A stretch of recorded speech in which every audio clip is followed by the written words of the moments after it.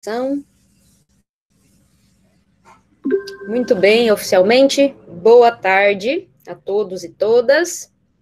E, como é de costume, né, a gente já tem feito isso, vamos começar a nossa aulinha com alguns avisos, alguns lembretes, certo? Então, aí no Moodle, deixei o Moodle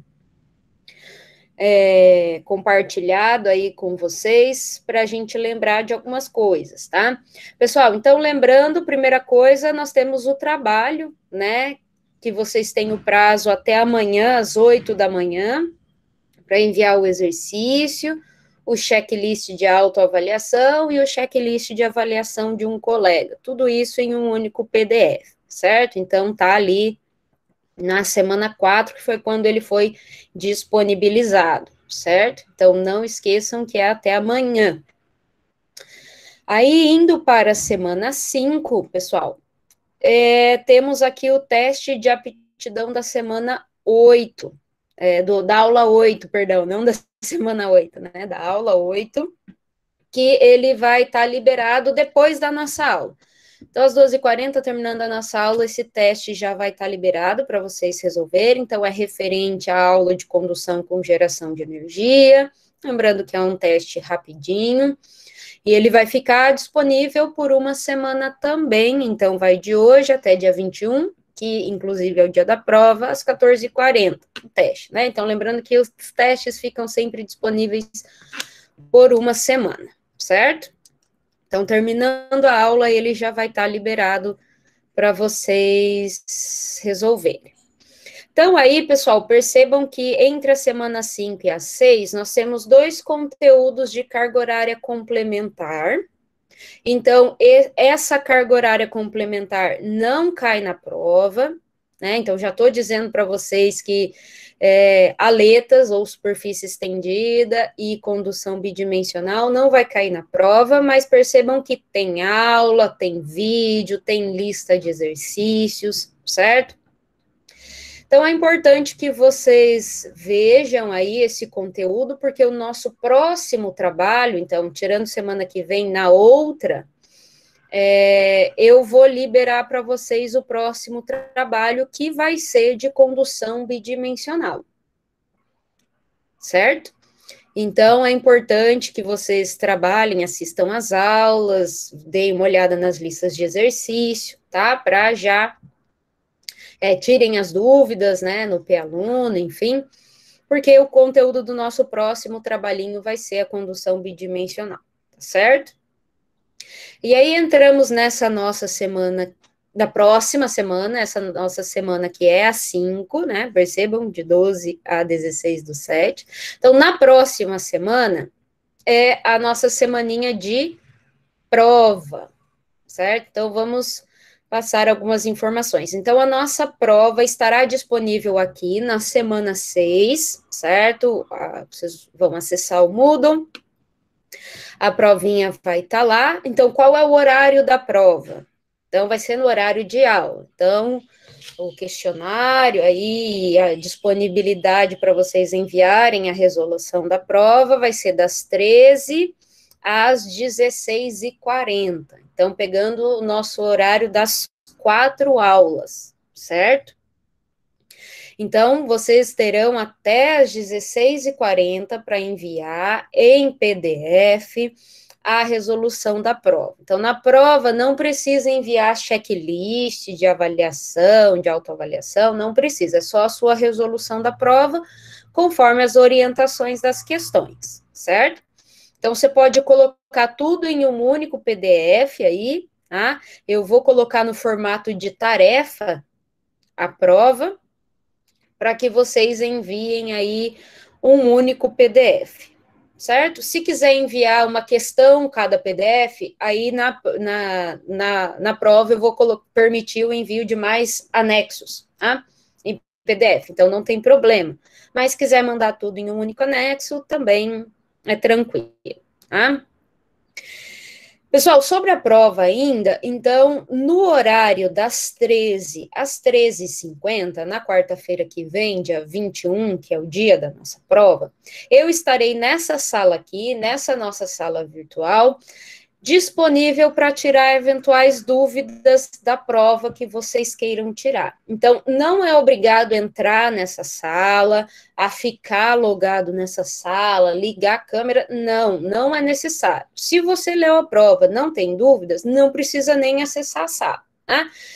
Mas nessa primeira aula, das 13 às 13h50, eu vou estar com a sala aqui aberta, disponível, porque se porventura você queira tirar alguma dúvida, alguma coisa da questão que você não entendeu, e, obviamente, se eu puder ajudar, né, não vou resolver, não vou tirar dúvida no momento da prova, é só se você, para você não ficar desesperado, que não está entendendo alguma coisa, eu estarei disponível aí para tirar essas dúvidas, certo? Mas só durante essa primeira hora aula aí, que é das 13 às 13h50, certo? Então, condução transiente, que é o conteúdo da semana 6, não cai na prova também, tá? É conteúdo já para a próxima avaliação, ok? Então, até quarta-feira vocês vão estudar para a prova, depois, de quinta para sexta, já dá para estudar o conteúdo da semana 6, certo? Então, tive que colocar conteúdo na semana 6, porque senão a gente não ia conseguir vencer toda a nossa disciplina, certo?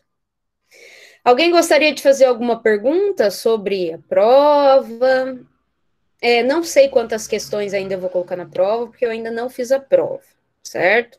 Mas eu vou colocar, assim, geralmente é no máximo 3 questões em função do tempo, né? Porque a gente acaba gastando bastante tempo para resolver as questões. Então, vai ficar em torno disso. Pode cair, vai cair questão de cálculo, com certeza, mas também pode cair questões teóricas, tá? Então, estejam preparados aí para eventualmente responder alguma questãozinha teórica. Alguém gostaria de fazer alguma pergunta? Ficou com alguma dúvida sobre essa dinâmica?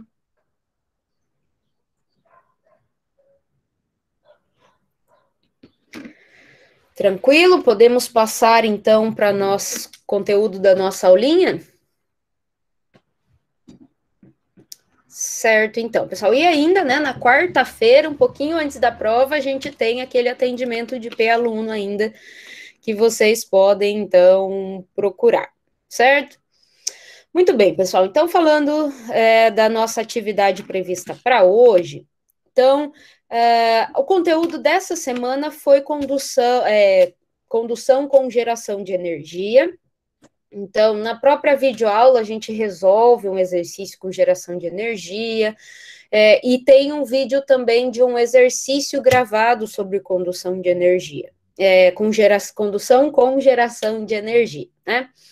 Então, como o exercício já está gravado, na aula de hoje eu vou continuar trabalhando com vocês o método das resistências, tá? Eu vou trabalhar um exercício novo com vocês hoje, que é um exercício que eu cobrei na prova do semestre passado, né?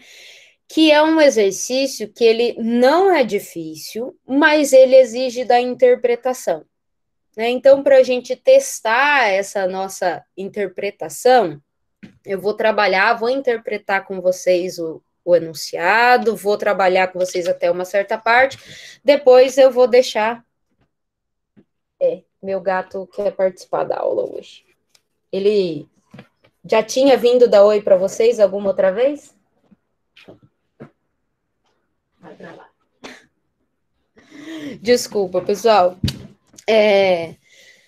Voltando então, sobre o exercício, né? Então, vou até uma etapa do exercício com vocês, depois vou dar um tempinho para vocês fazerem aí os cálculos numéricos para a gente conferir, tá?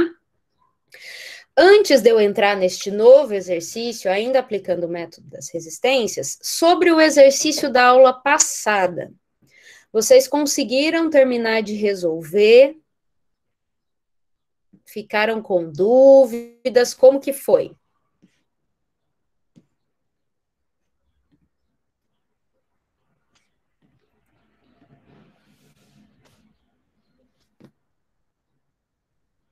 Alguém terminou de resolver o exercício da aula passada?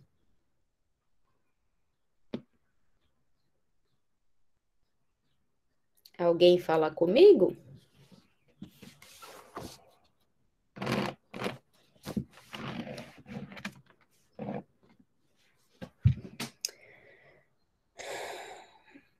Certo.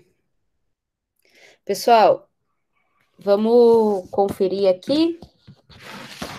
Então, era o comprimento do tubo. Então, esse é um exercício que ele está resolvido no livro, certo? Então, lembrem de dar uma olhada lá. Então, o comprimento do tubo, ele pede o comprimento do isolante, né? A espessura do isolante ali, né? A espessura do isolante. Então, a espessura do isolante dava 6,1 milímetros. E a temperatura da pele, 34,4 graus Celsius. Então, não deu 60 graus, Maria Carolina. Então, dá uma conferida lá. Então, lembra, ele pedia lá o comprimento. Ah, tá. Então, lembra, era esse que ficou por terminar, né? O que tinha pele e o isolante, né? Então, esse exercício aí. Então, só quem não terminou, dei uma conferida, eu vou considerar, então, esse exercício como vencido. Tá bom? E vou começar o próximo, pode ser?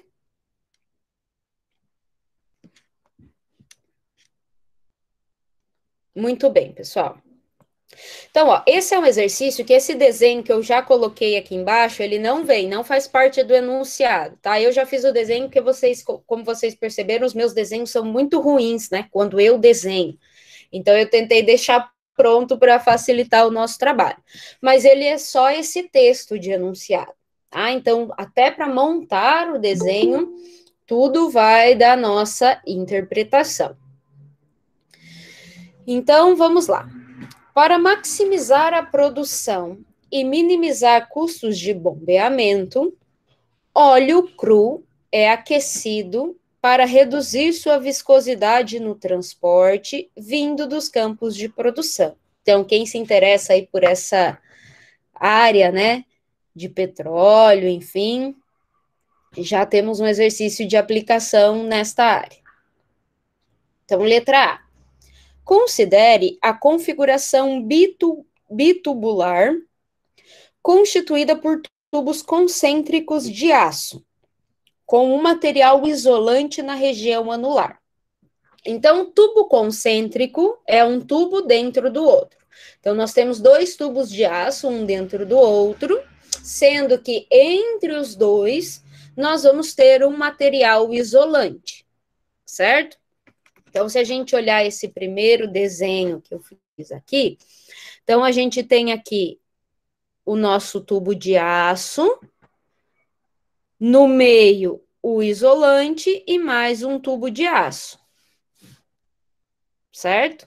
É isso que quer dizer essa parte inicial do enunciado. Tubos concêntricos com material isolante na região anular. Muito bem. Então, ele diz que o tubo interno de aço tem a condutividade térmica de 35 watts por metro Kelvin e tem um diâmetro interno DI1 de 150 milímetros, com espessura da parede, TI, então TI é espessura, de 10 milímetros. Então, vamos anotar isso, porque o que a gente vai precisar, obviamente, eu já disse que é um exercício que a gente vai precisar aplicar o método das resistências, então, basicamente, a gente vai ter que calcular os nossos raios. Então, eu fiz um corte no meio dessa tubulação aqui e coloquei nessa parte. Então, a gente vai ter os nossos raios. Então, R1, R2, R3 e o nosso raio 4, certo? Então, a gente basicamente vai precisar dizer o valor desses raios. Então, veja bem, ele disse que o tubo interno tem o diâmetro interno de 150 milímetros. Então, vamos colocar aqui o diâmetro interno 1, ele chamou dessa forma, né? Tem 150 milímetros. Ou seja, diâmetro interno é esse aqui. Aqui é o meu DI1, certo? Então, eu posso dizer que o meu raio 1, que eu chamei, que é esse raio mais interno, vai ser a metade desse diâmetro, correto?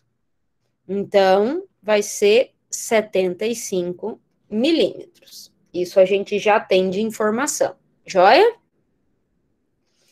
E ele diz que a espessura, então, essa minha primeira espessura aqui, TI, é de 10 milímetros. Ou seja, o meu raio 2 vai ser o meu raio 1 mais essa espessura. Certo? Então, o raio 1 é 75, portanto, a gente pode concluir que o raio 2 vai ser 85 milímetros, certo? Vamos continuar a leitura, então. O tubo de aço externo tem diâmetro interno de 250 milímetros e espessura da parede TE igual a TI, ou seja, a mesma espessura de 10 milímetros. Então, vamos desenhar. Então, o que ele está falando? O tubo externo tem diâmetro interno. Então, vamos sinalizar onde é que está. Vocês conseguem visualizar que essa região que eu estou riscando aqui em azul é o meu cilindro mais externo, certo? Vou até apagar para não ficar carregado aqui.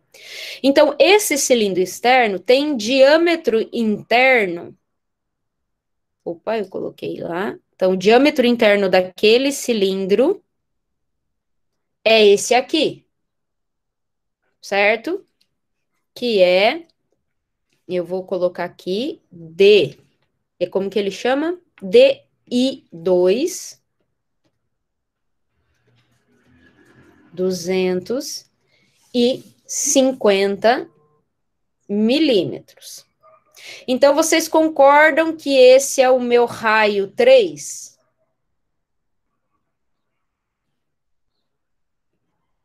Então, o meu raio 3 vai ser a metade disso. 125 milímetros. Certo?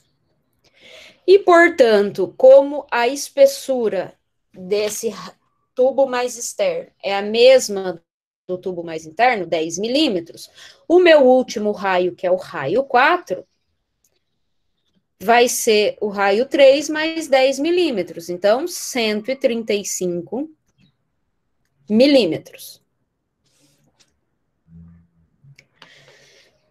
Pessoal, até aqui ficou claro?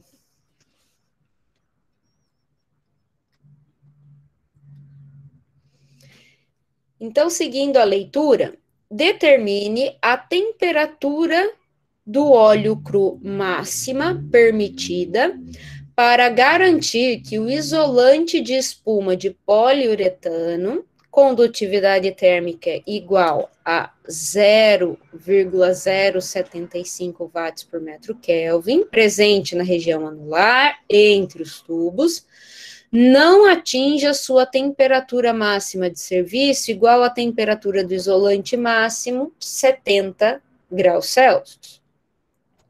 A água oceânica está na temperatura T infinito de menos 5 graus Celsius e fornece um coeficiente de transferência de calor externo, H igual a 500 watts por metro quadrado Kelvin.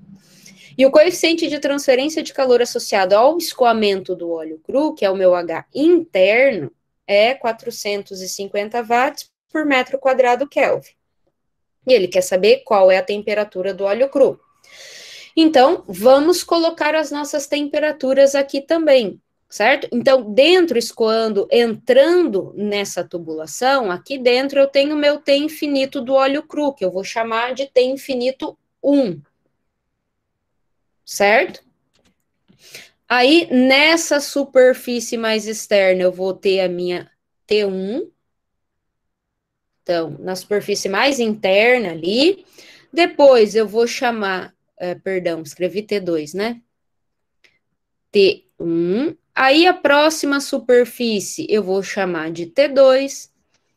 A próxima vai ter uma temperatura T3. E a mais externa, uma temperatura T4, ok? Aqui fora eu tenho a água do mar, então eu vou ter um T infinito que eu vou chamar de 4, que é essa temperatura de menos 5 graus Celsius, certo? Externo eu vou ter um H infinito que eu vou chamar de 4, que vai ser aquele que ele falou 500 watts por metro quadrado Kelvin. E aqui, internamente, como o óleo está escoando, então aqui dentro eu vou ter um H infinito 1, que é o do óleo, que é 450 watts por metro quadrado Kelvin, certo? Então, ele quer que a gente calcule o que exatamente? Deixa eu só permitir a entrada de um aluno aqui. Pronto. Voltando para o enunciado. Determine a temperatura do óleo cru máxima. Então, o que ele quer que a gente calcule? Qual é o meu T infinito? 1, que é a temperatura do óleo que passa dentro do tubo, certo? Considerando que o isolante de espuma de poliuretano presente na região anular não atinge a sua temperatura máxima de serviço, ou seja, a temperatura do isolante é 70 graus. Então, como no primeiro tubo interno, ali eu tenho aço, o segundo tubo eu tenho o meu isolante, então a temperatura interna, que é a minha T2, vai ser essa temperatura do isolante que ele está dando. Então, a minha T2 eu conheço, e ela máxima tem que ser de 70 graus Celsius. Certo? Então, essa temperatura não pode passar de 70 graus Celsius. Ok? Então, a letra B eu vou ler depois, tá? E vamos resolver essa letra A. Então, essa interpretação, desenho, ficou clara para vocês, pessoal? Porque daqui para frente, o que a gente vai fazer? Né? Como que a gente pode achar o nosso T infinito? A partir do método das resistências. Então, como eu tenho tubos concêntricos, eu tenho resistência em série de cada um desses tubos, né? Por condução e a convecção do fluido que está escoando interno e a água do mar externa. Então, posso desenhar um circuito térmico em série, certo? E aí interpretar e ir calculando. Primeiro, a gente precisa de uma taxa de transferência de calor que a gente não tem, e depois calcular a temperatura, certo? Então, a próxima etapa, a gente já até viu nas aulas, nos exemplos, como calcular. O mais importante desse exercício é entender essa interpretação. Então, aqui podemos avançar?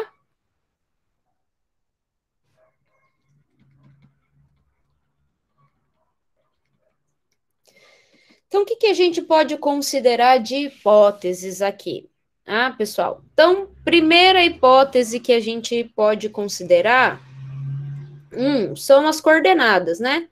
Coordenadas cilíndricas, porque eu tenho um cilindro. Então, na hora de escrever a minha resistência condutiva, eu vou pegar a resistência de condução para cilindro, certo? Vamos considerar aqui também estado estacionário.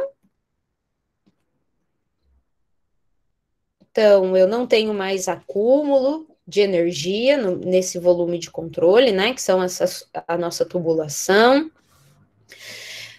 Vamos considerar o fluxo unidirecional na direção radial, né? Então, no raio, a gente pode desprezar a transferência de calor nas outras direções. Então, percebam, né, que a diferença de temperatura. Então, o óleo é aquecido para diminuir a sua viscosidade para facilitar o transporte, né? Então, como a temperatura do mar é -5, então, mesmo que a gente não conheça a temperatura do óleo, o exercício está dizendo que ele está sendo aquecido, certo? Então, a transferência de calor está justamente nessa direção radial aqui, ok? Aqui está a direção do meu fluxo. Vamos considerar as propriedades físicas constantes. Dessa forma, minha condutividade térmica, né, dos materiais aí que ele deu, a gente vai considerar que é constante, e também vamos considerar o H inicialmente constante, tá, para essas condições. E mais uma hipótese aqui que é importante a gente colocar, já que a nossa estratégia é utilizar o método das resistências térmicas, é que eu não tenho geração de energia, vocês concordam? Não tem nada gerando energia, nenhuma resistência elétrica, convertendo energia elétrica em calor, né? Então, sem geração de energia. Ok? Então, essas hipóteses básicas aí que a gente tem para resolver o nosso problema. Próxima etapa é a gente construir o nosso circuito térmico, certo? Com base aqui no nosso desenho. Então, a gente vai começar da nossa maior temperatura, que é a temperatura do óleo ali interna, certo? Então, vamos começar com o nosso T infinito 1. Então, como ele me deu informação sobre o coeficiente convectivo do óleo, que é o 450 watts por metro quadrado Kelvin, então eu vou ter uma resistência, não vou precisar desprezar, vou considerar uma resistência de convecção interna até atingir a minha temperatura da superfície 1. Então, eu comecei com o fluido que está escoando aqui dentro do tubo, né, considerei a convecção aqui interna e cheguei nessa primeira superfície que tem a temperatura T1, certo? Depois, se eu seguir na direção do meu fluxo, eu tenho a minha primeira camada de aço.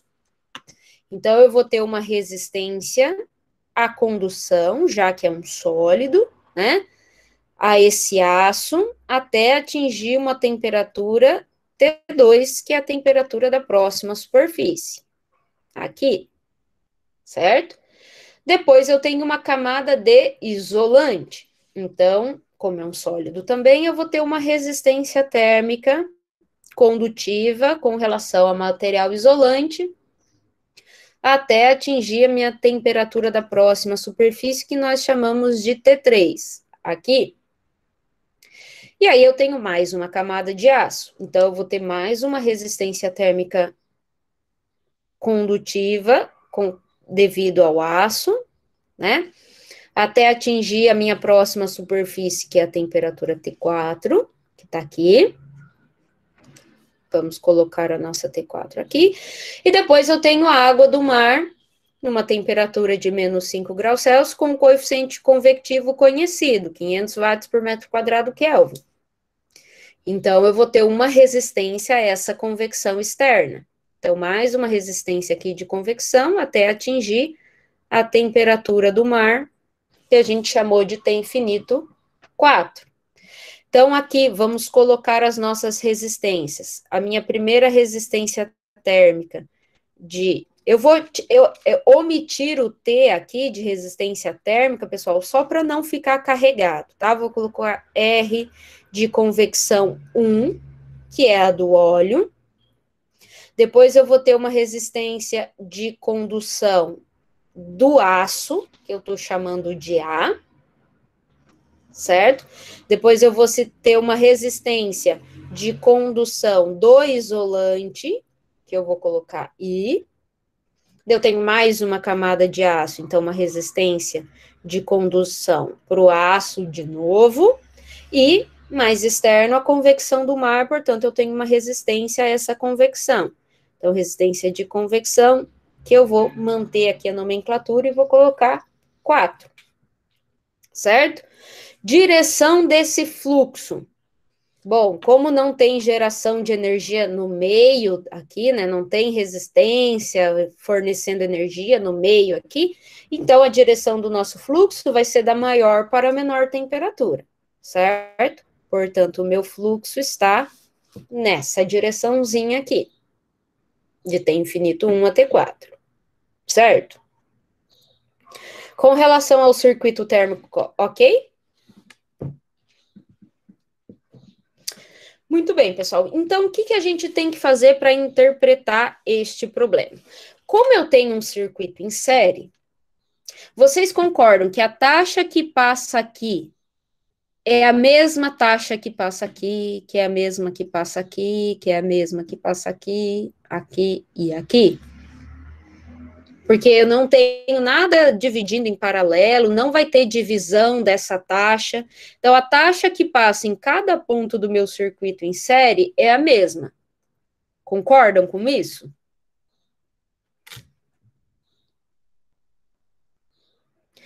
Então, ó, a minha taxa de transferência de calor, eu posso calcular ela de algumas formas. Então, pode ser a força motriz total, que seria o meu T infinito 1 menos o meu T infinito 4, pela minha resistência total, que como o circuito está em série, seria a soma de todas essas resistências. Só que percebam que eu não tenho a minha temperatura T infinito 1, que eu quero calcular, mas eu não tenho a taxa também. Então, primeiro eu vou ter que calcular a taxa, para depois eu conseguir calcular a minha temperatura T1. Só que a minha temperatura T2, ela é conhecida, certo? Que é 70 graus Celsius. Então, que estratégia eu posso usar? Eu posso usar essa parte do circuito para calcular minha taxa, porque T2 e T infinito 4 também é conhecida. Calculo a taxa, depois eu uso essa outra parte aqui do circuito e calculo a minha T1, porque a taxa que passa aqui, aqui e aqui é a mesma, certo? Então, primeira coisa que a gente vai ter que fazer vai ser calcular a taxa.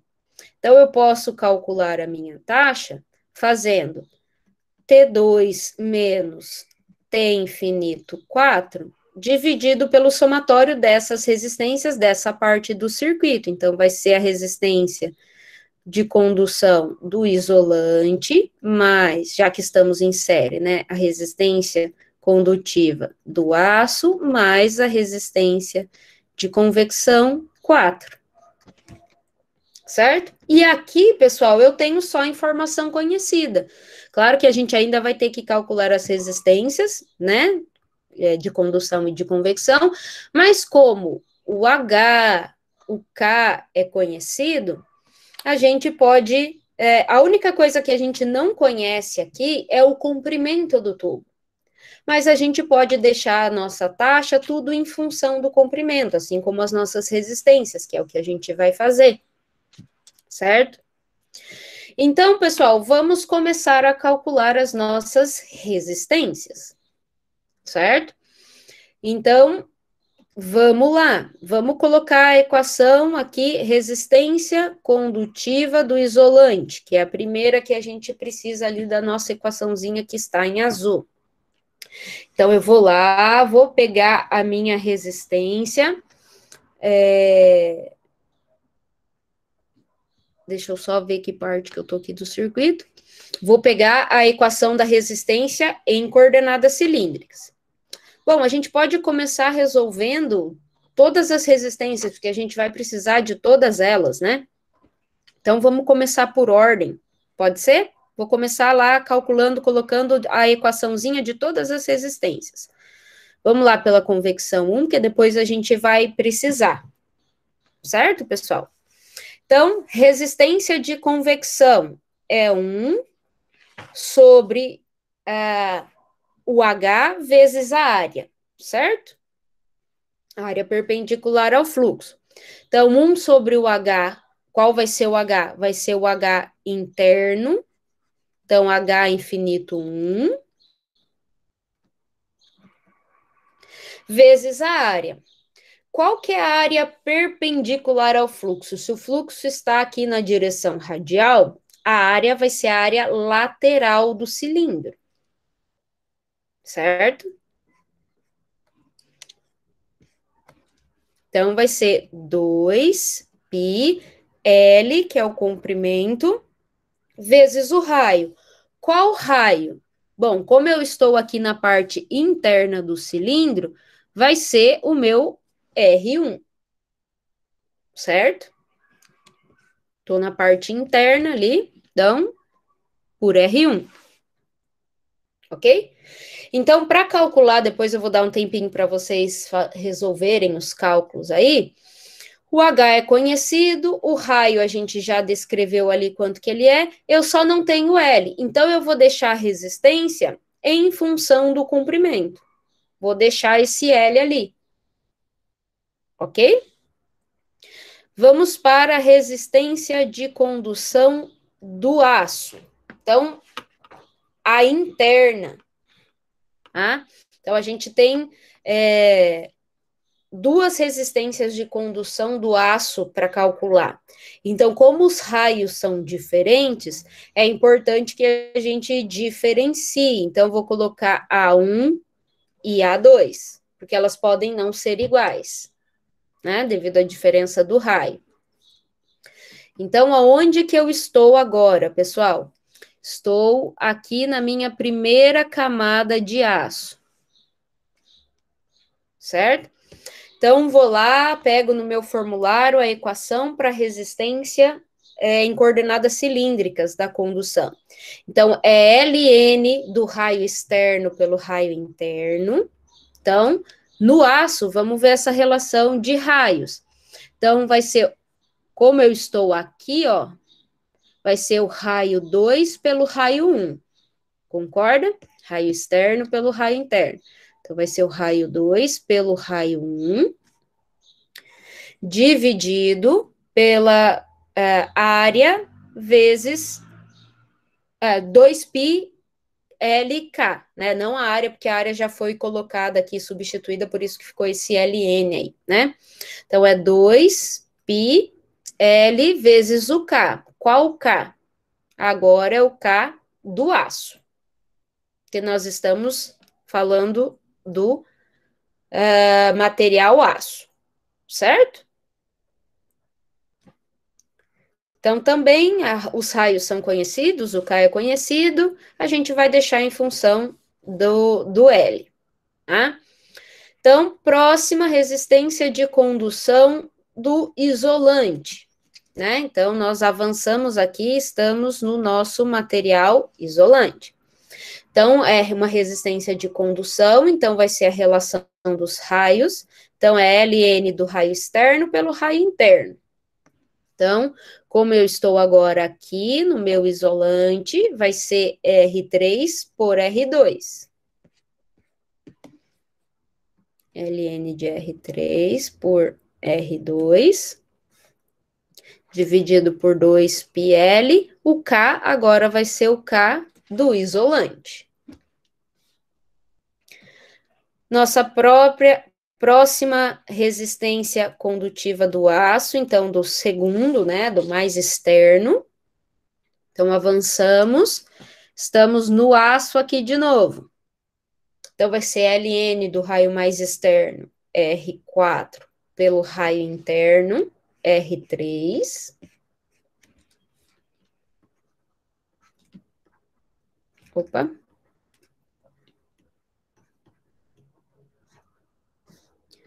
Dois πL, o K, como o material é aço, vai ser o K do aço. E a minha resistência de convecção 4 vai ser a convecção do mar, né? Então, nós temos o nosso H4, que foi dado, e o raio, né, que a gente vai precisar para a área, vai ser o R4. Então, resistência de convecção é 1 sobre o H, agora é o H infinito 4 vezes a área.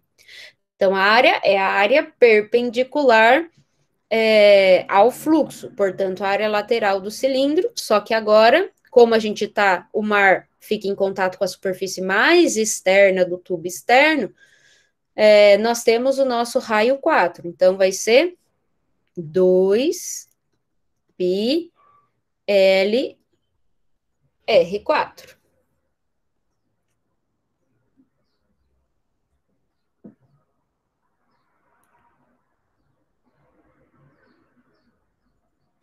Certo, pessoal? Deixa eu conferir aqui.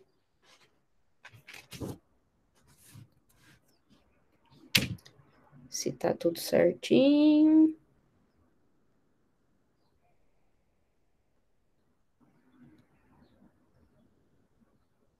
Muito bem. Eita, travou aqui. Deixa eu fechar aqui. Interrompeu o compartilhamento. Tem que fechar e abrir de novo.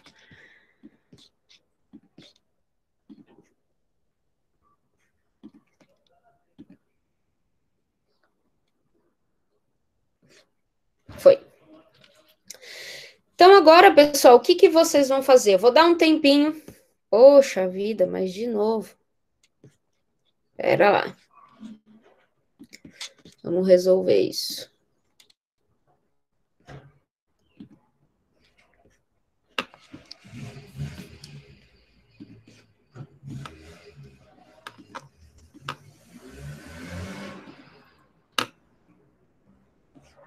Aí. 2 pi L R4. Bueno. Certo, pessoal. Então, agora, vou dar um tempinho para vocês calcularem essa taxa de transferência de calor aqui, certo? Então, vocês vão ter que calcular as resistências. Então, a resistência que você vai usar vai ser a do isolante, a do aço mais externo, né? E a resistência de convecção. Então, calculo essas resistências, depois calculo a taxa. Pode ser? Então, por exemplo, já calculem todas as resistências para ficar mais fácil. Então, vou só montar essa primeira equaçãozinha aqui da convecção 1, tá? Então, vai ser 1, a minha resistência, meu coeficiente convectivo interno é 450, então 450 Watt por metro quadrado Kelvin, 2π, L eu não conheço, então eu vou deixar em função aqui, pelo raio 1, que é 75 milímetros. Então, 75 vezes 10 a menos 3 metros, certo? Então, percebam que eu vou ter um resultado aqui, pessoal, que vai ser vai dar um resultado numérico aqui. Eu vou colocar a resposta só para a gente conferir. Essa é a resposta da primeira resistência por L, então vou deixar em função do L. E a unidade aqui, eu vou cortar metro com metro, então vai ficar metro Kelvin por watt. Certo? Então, dá para vocês calcularem aí as outras resistências e essa taxa de transferência de calor por enquanto?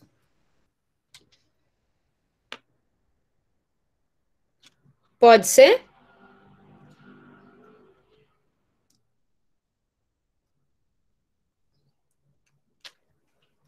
Alô? E aí, conforme vocês forem calculando, eu vou ficar aqui para vocês tirando dúvidas, tá? Daí eu vou colocando as respostas aqui das resistências de condução, daqui a pouquinho, para vocês irem conferindo, uma por uma, certo? Então, calcula. Diga, quem quer perguntar? Professor, tem certeza que esse valor de 5,6 aí é o correto? Pois é, para mim deu outro valor também. Deu 4,73. Arredondando 72 Esse, vezes 10 esse a é o menos da 3. condução, perdão. Eu coloquei errado mesmo. Esse é o próximo. Obrigado. Obrigado por avisar, pessoal.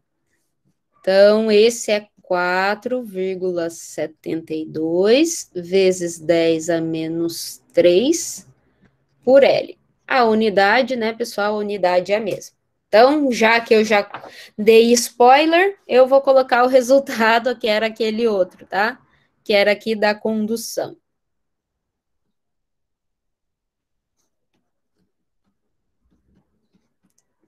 Então, vai lá, pessoal, conforme vocês forem precisando, é só pedir. Voltei aqui no enunciado para vocês pegarem os dados, né, de H, de K.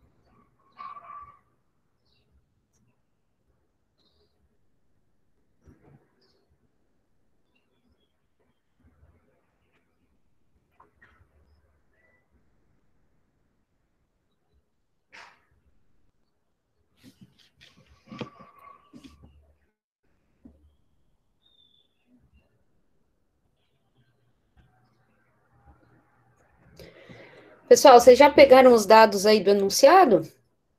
Eu posso abaixar de novo? Sim, prof.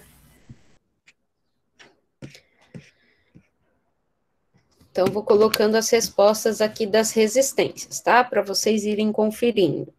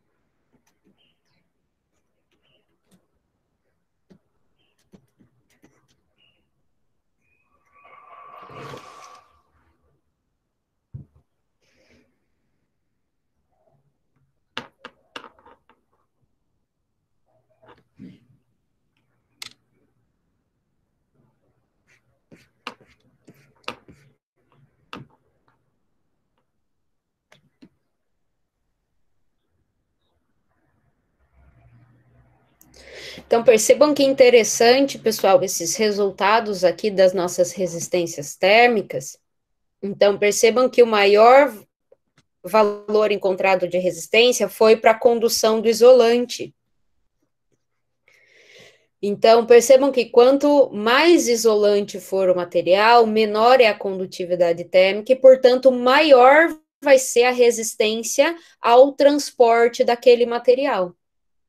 Então, fisicamente, faz sentido que essa resistência térmica ao material isolante seja grande, né? Porque ela que é quem fornece resistência para que o transporte de calor aconteça. Então, no material isolante, o que a gente espera? Que ele isole para que não haja transferência de calor, certo? Então, a resistência térmica desse material tem que ser grande.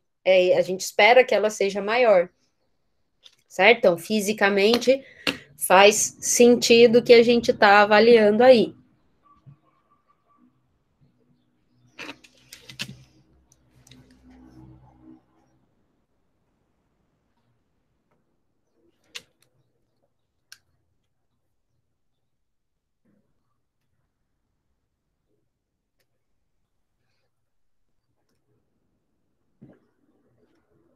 Quando alguém já terminar o cálculo da taxa, pode colocar aí no chat aí ou falar no microfone para a gente conferir.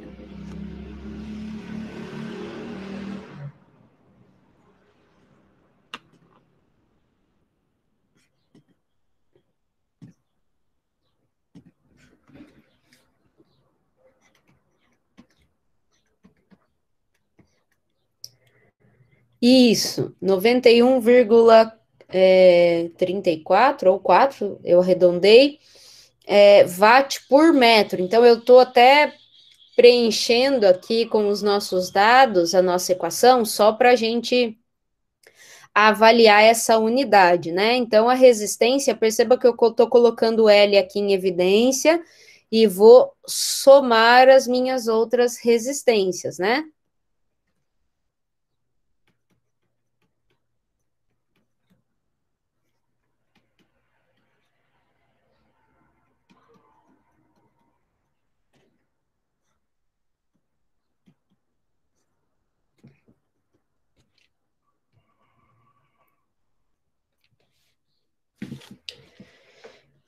Então, eu só coloquei em evidência. Então, esse 1 sobre L, eu posso passar ele lá dividindo. Então, eu passo para o numerador e depois eu passo dividindo. Ele vai ficar, a minha taxa por unidade de comprimento vai ser 91,34 watt por metro. Então, a minha taxa por unidade de comprimento de tubo. Professora, só uma pergunta. Pode transformar em Kelvin essas temperaturas? Ou precisa deixar em Celsius? Perceba que é uma diferença simples de temperatura, né? Então, se você fizer 273 mais 70 e 273 menos 5, para converter as duas temperaturas, a diferença de temperatura vai ser a mesma. Entendi. Então, por isso que eu deixei aqui, não converti para graus Celsius, né? Coloquei 70 menos 5. Porque a diferença de temperatura, se você somar 273 e somar 273 aqui, a diferença vai ser a mesma.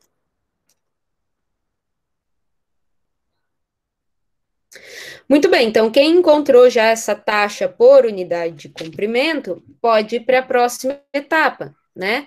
Então, com essa taxa, eu posso calcular a minha... eu já vou passar esse L para cá, né? Eu já posso calcular a minha temperatura T infinito 1 com a outra parte do circuito, né? Então, vai ser as resistências que a gente calculou. Então, como eu deixei em função do L, eu já vou colocar isso em L evidência e já passei para o outro lado, tá? Então, aqui eu só vou somar as resistências. Vai ser a de convecção 1, né? Mais a resistência de condução do aço 1.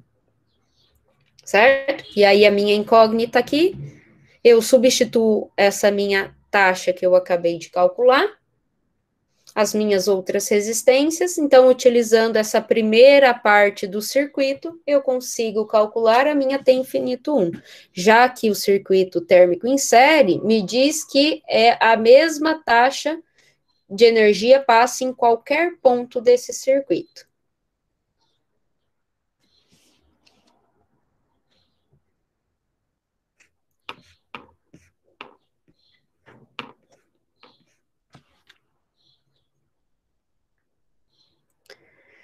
Isso, em Celsius, 70,48. Muito bem.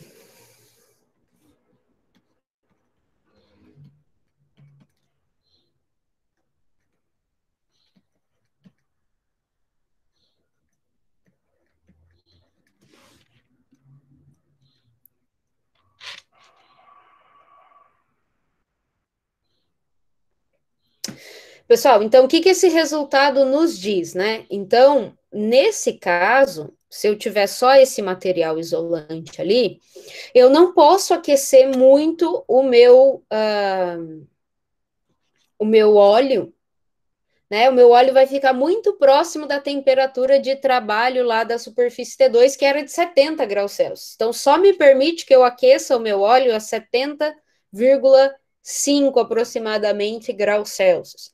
Então, isso é muito pouco, pode não ser viável, né? Está muito próximo da temperatura de trabalho, né? Então, aí que vem a letra B. Eu posso avançar, pessoal? Vocês querem que eu aguarde mais um pouquinho vocês terminarem?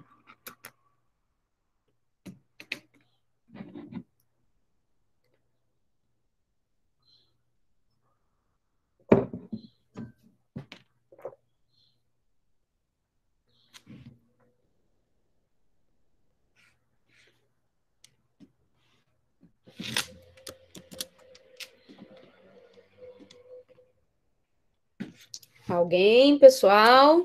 Posso seguir ou vocês querem que eu aguarde?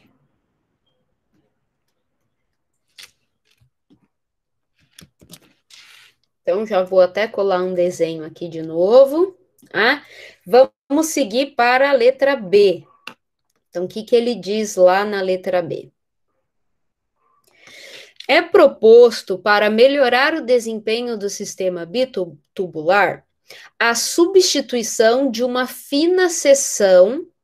Então, a espessura do aço externo de 5 milímetros do poliuretano, que é a temperatura, que é a temperatura não, que é a espessura, né?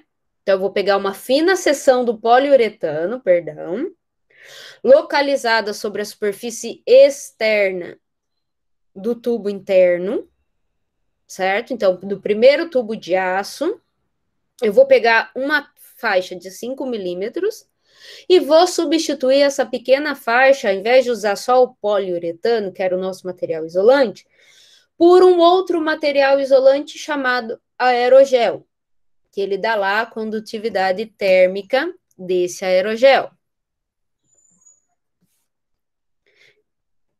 Então, ele pede, determine a temperatura do óleo cru máxima permitida para garantir que o isolante de espuma de poliuretano permaneça com a temperatura abaixo dos 70 graus.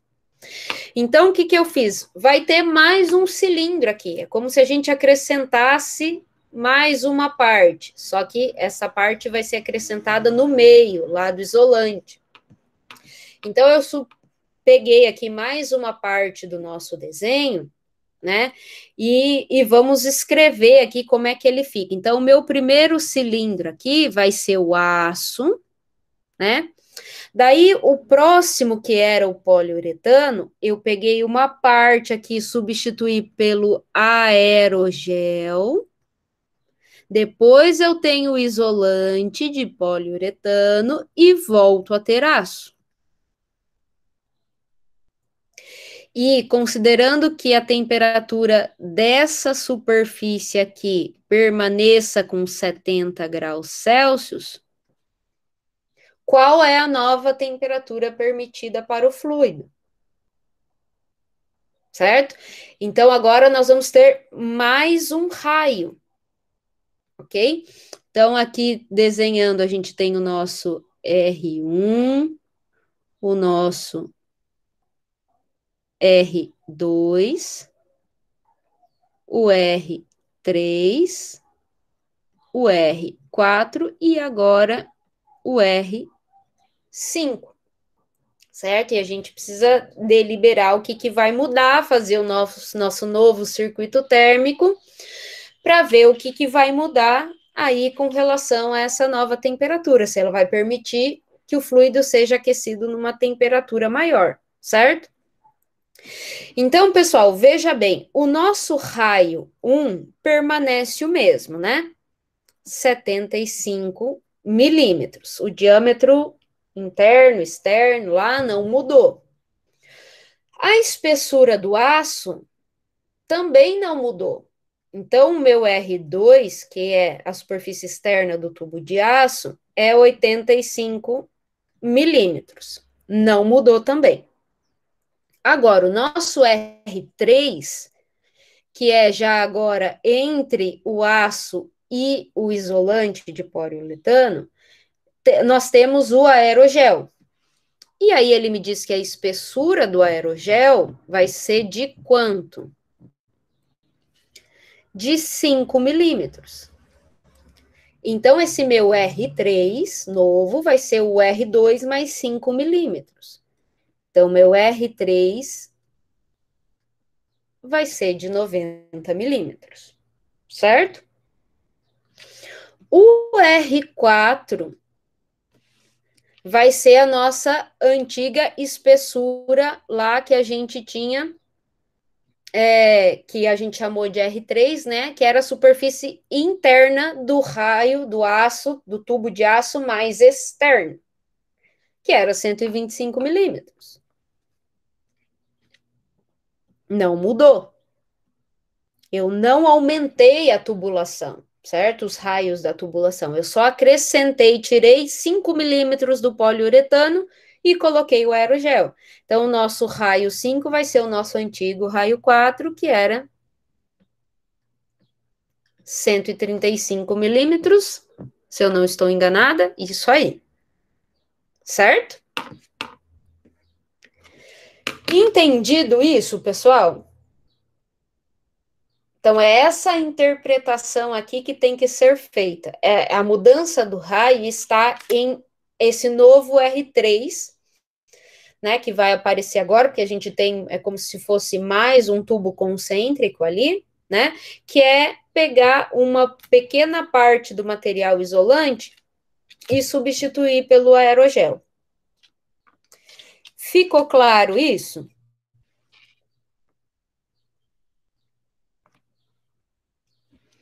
Então, nós vamos desenhar nosso circuito térmico de novo para ver o que muda. Então, a gente vai começar lá do fluido, da nossa temperatura T infinito 1, que a gente quer saber.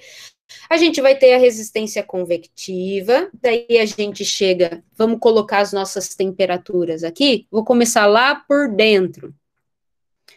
Essa vai ser a minha temperatura T1, próxima superfície, a T2, próxima é a T3, T4 e T5, certo? Então, perceba que a temperatura que vai ser de 70 graus Celsius é a nossa T3, né? Então, como a gente acrescentou mais uma espessura ali internamente, então a gente passou e chamou ela de T3. certo? Então, vou atingir ali a minha superfície T1, continuando o circuito, né? Aí eu tenho a primeira camadinha de aço, vou atingir a temperatura da superfície T2. Tenho a minha camadinha de aerogel, então vou ter a resistência desse aerogel até atingir a minha T3. A resistência do isolante de poliuretano até atingir a T4. A resistência do aço externo até atingir a T5, e a resistência à convecção externa até atingir o meu T infinito. Vou chamar de 5 agora, né, para a gente seguir na nossa ordem, tá? Mesma que a gente colocou na letra A, certo? O sentido do fluxo continua sendo da maior para menor temperatura, certo? Então, na direção do fluido para a água do mar, né? Vamos escrever nossas resistências. Então, resistência de convecção 1 é a do óleo. Tenho a resistência de condução do aço interno, que a gente chamou A1. Resistência de condução do aerogel. Resistência de condução do isolante de poliuretano, resistência de condução do aço 2, que é o aço externo, e a resistência de convecção do mar, para manter a nomenclatura aqui, vou colocar R de convecção 5. Então, pessoal, como o nosso circuito térmico mudou, o que a gente tem que pensar? Quais são as nossas variáveis aí que vão mudar as relações do raio para ver quais resistências a gente tem que recalcular. Então, a minha sugestão é: escrevam a equação válida para todas essas resistências e verifiquem qual que muda, certo? Façam aí que nem a gente fez, né? Coloquem as equações ali das resistências. E conforme muda o raio, a gente vai verificando se a resistência, o cálculo vai mudar, ok? Então, eu posso dar um tempinho. Agora, eu não quero montar o exercício, quero deixar que vocês pensem com base no que a gente fez anteriormente. Quero que vocês montem o exercício. E aí, a dinâmica, pessoal, para calcular vai ser basicamente a mesma. A gente vai ter que calcular a nova taxa, né? Então, lembrando que a temperatura que a gente conhece é essa T3, né, em graus Celsius. Então, eu vou usar essa parte do circuito em que eu conheço as temperaturas. Eu uso para calcular a minha taxa por unidade de comprimento. Depois, eu uso essa primeira parte do circuito para calcular a minha T infinito 1, que é a temperatura do óleo. Posso deixar vocês pensarem nesse exercício um minutinho? Alguns minutinhos? Pode ser?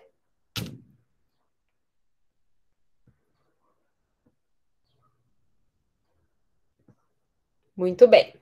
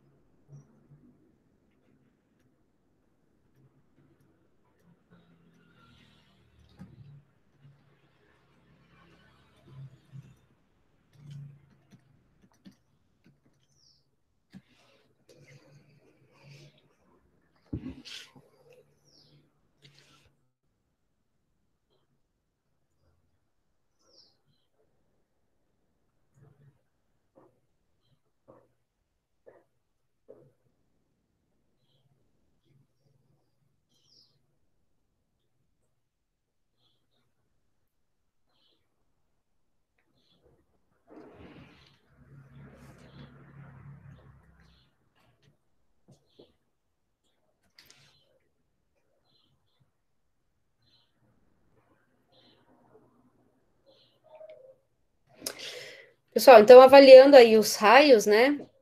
As resistências que a gente vai ter que recalcular, basicamente a do aerogel, que a gente não conhece, não tinha ainda, né? E a do isolante. As outras resistências, a relação dos valores de raio não vão mudar. Então, pensem, mas quero que vocês pensem aí.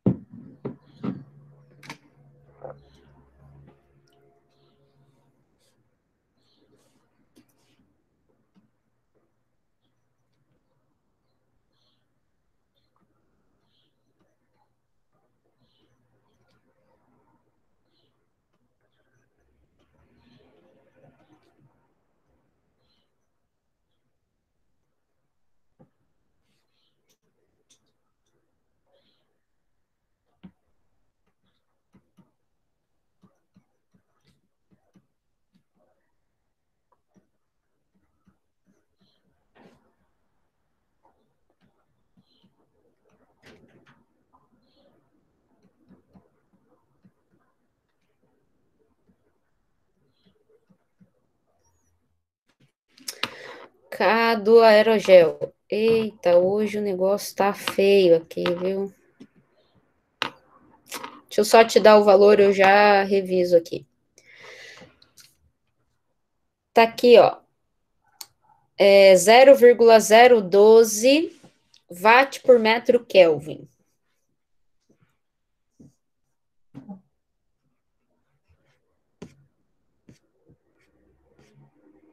Bueno, resolvido.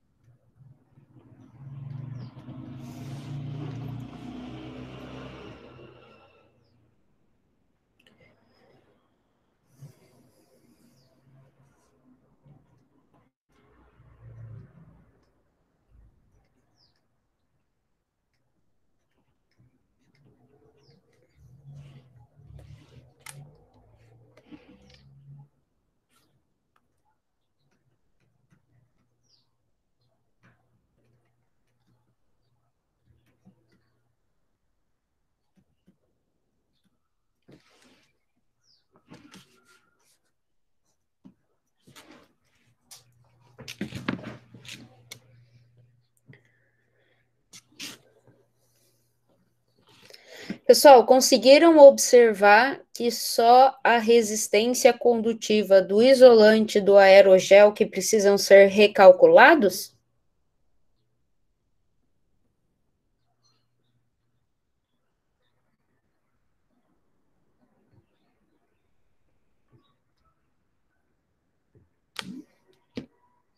Sim. Então, a taxa ali, não sei se alguém já calculou essa taxa por unidade de comprimento de tubo?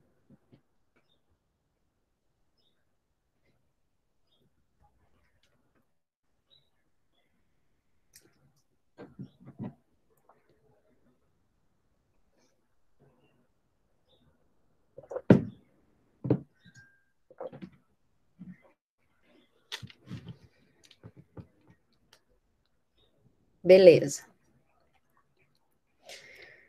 Quem calcular aí essa taxa, coloca no chat aí para a gente discutir.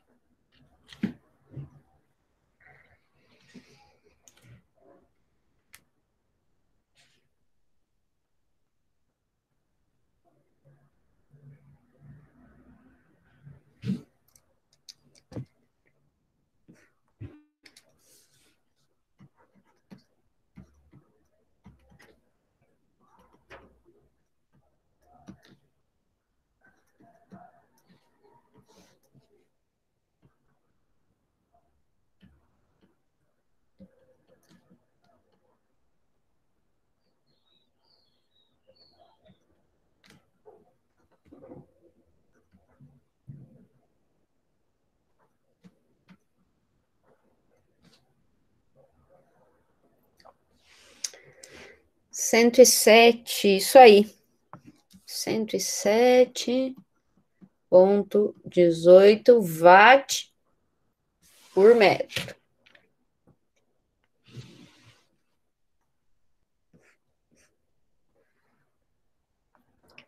Portanto, considerando a primeira parte do circuito, agora que eu conheço a taxa, é só calcular a resistência do aerogel, né, para quem ainda não calculou, e encontrar a minha temperatura T infinito 1. Eu escrevi ali já a equaçãozinha, né, da primeira parte do circuito.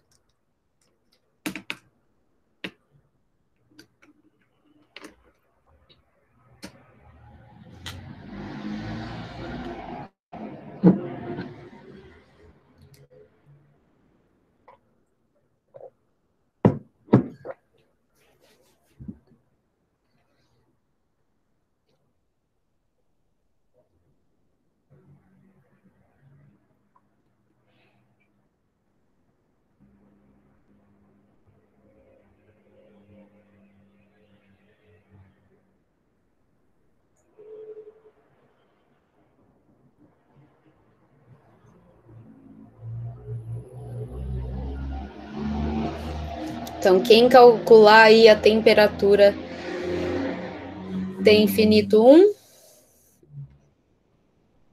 coloca no chat aí também para a gente discutir.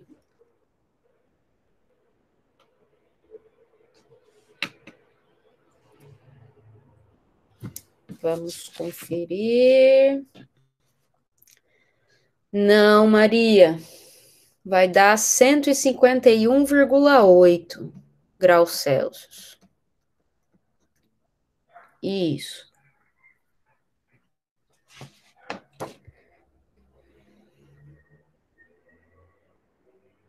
Ok.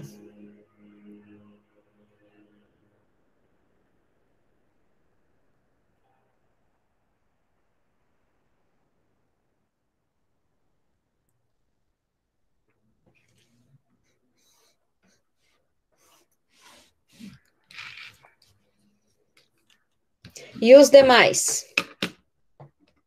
Tá saindo aí, galera?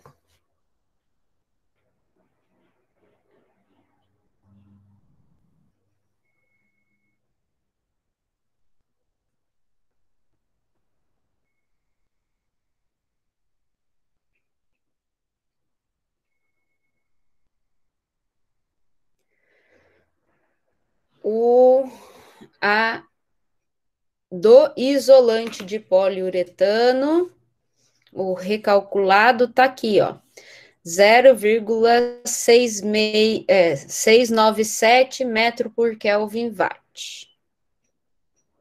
Resistência condutiva do isolante.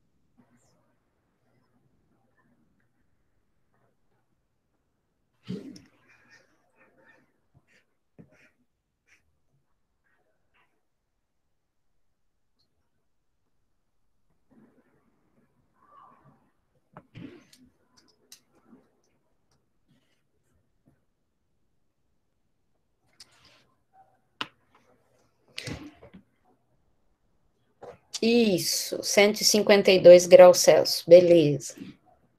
E os demais, pessoal, vocês estão conseguindo? Isso, 152 está perfeito. Perfeito.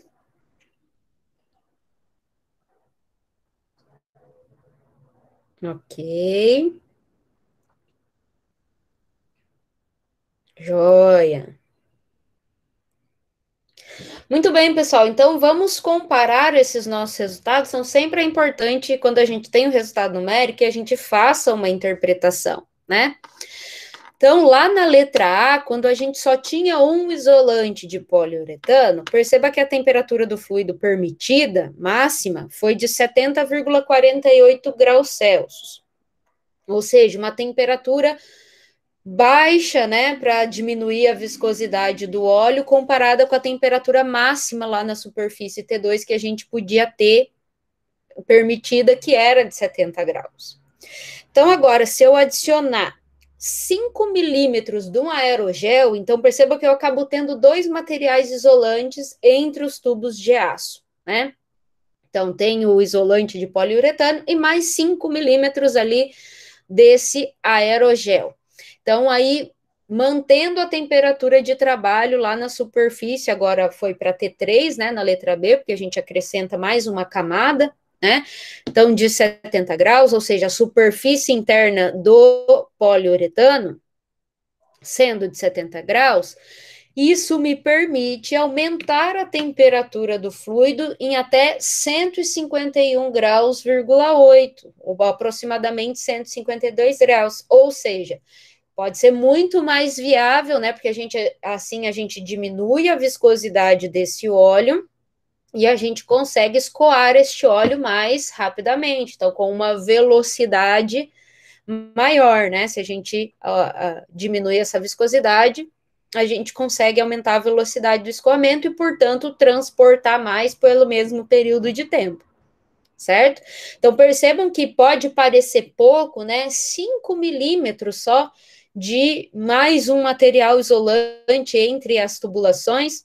Às vezes a gente pode pensar que isso não vai ter grande influência, mas olha a diferença de temperatura permitida, né? De 70 para 150 é bastante, certo?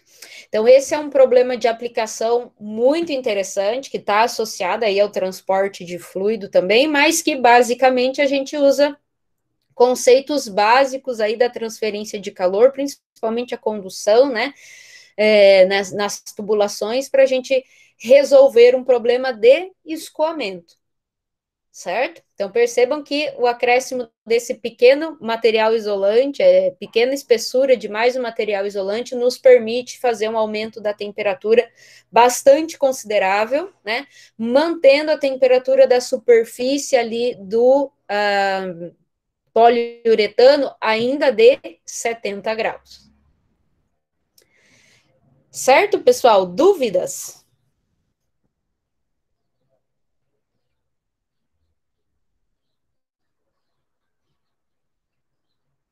Muito bem, então esse foi um exercício que eu dei na prova do semestre passado.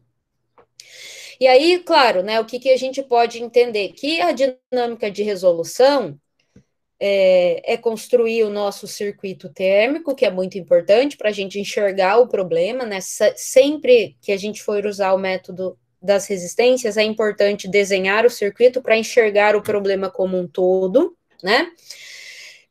Então, dá mais trabalho do que dificuldade, porque dá trabalho ficar calculando as resistências, então, quanto mais resistência eu vou acrescentando, maior vai ficando o meu problema, né?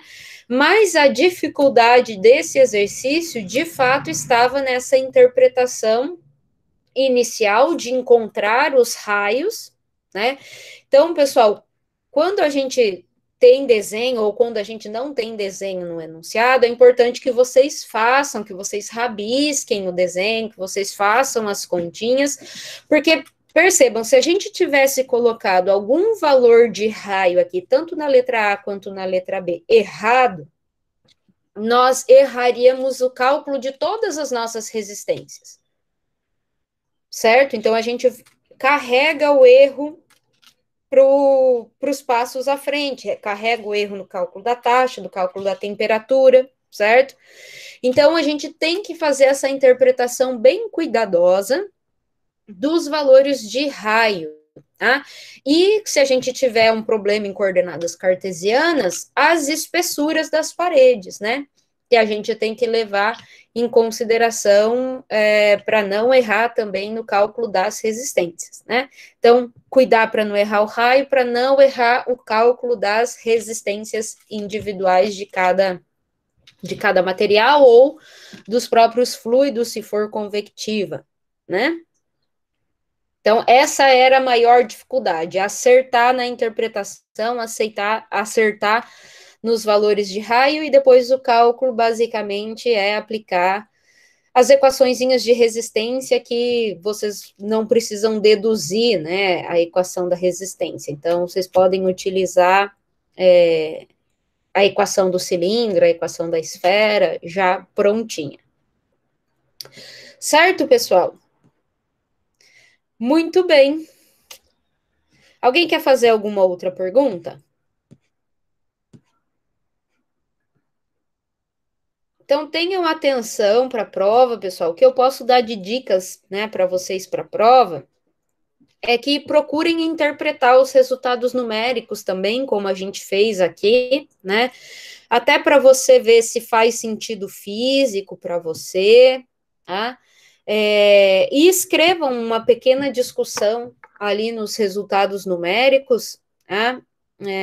Que a tendência é que eu peça sempre para vocês alguma coisinha de interpretação, como tem lá no trabalho, que vocês têm que entregar, né, amanhã. Então, eu vou tentar sempre fazer uma perguntinha, tipo, o que você acha desse resultado? Mais ou menos assim, para interpretar de acordo com as condições físicas, de acordo com o conteúdo teórico. Então, a ideia é misturar um pouquinho da teoria dentro dos exercícios que tem resultado numérico, né? Para a gente ver se a teoria está bem aprendida, certo? Então, nessa semana, peguem o livro ali na minha biblioteca, tem, né, o e-book, leiam os capítulos, tá? Para que os conceitos teóricos estejam bem firmes também, né? Além de resolver as listas de exercícios que a gente sugere aí para vocês estudarem também, os exercícios que a gente faz em aula, é importante refazer também, né? Porque eu procuro dar várias dicas aí nos exercícios que a gente resolve em aula, certo? Muito bem, pessoal. O relatório letra B do trabalho pode ser digitado? Pode sim. Fica tranquilo, tá? Não precisa escrever uma coisa gigantesca, tá, pessoal? Pode ser uma discussão ali de meia página, ok? Uma página no máximo, precisa ser detalhado. Então, pense o que você poderia fazer para melhorar, tá? No caso de responder lá a letra B do exercício do trabalho. Mas sim, pode ser digitado, sem problema nenhum. Que mais, pessoal? Mais alguma coisa?